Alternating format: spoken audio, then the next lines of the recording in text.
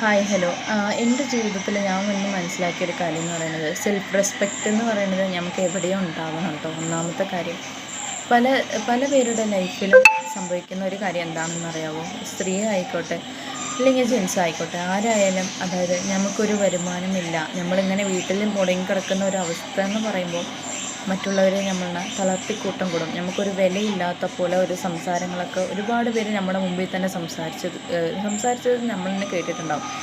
ഇതൊക്കെ സംഭവിക്കുന്നത് നമുക്കൊരു സെൽഫ് റെസ്പെക്റ്റ് ഇല്ലാത്തത് കൊണ്ടാണ്. അപ്പോൾ സെൽഫ് റെസ്പെക്റ്റ് ഉണ്ടാക്കി നമ്മൾ ആദ്യം എടുക്കുക.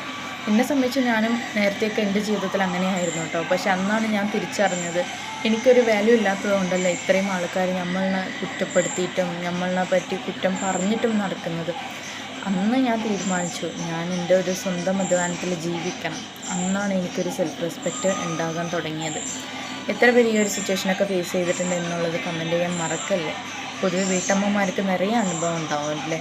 അപ്പോൾ എന്നെ സംബന്ധിച്ചും എനിക്ക് അതുപോലെ ഒരു അനുഭവം ഉണ്ടായതാണ് ഞാൻ നിങ്ങളോട് ഷെയർ ചെയ്തത്. നിങ്ങൾക്ക് ഈ ഒരു വീഡിയോ ഇഷ്ടപ്പെട്ടാൽ എൻ്റെ യൂട്യൂബ് ചാനൽ സബ്സ്ക്രൈബ് ചെയ്യുക, കമൻറ്റ് ചെയ്യുക, ലൈക്ക് ചെയ്യുക.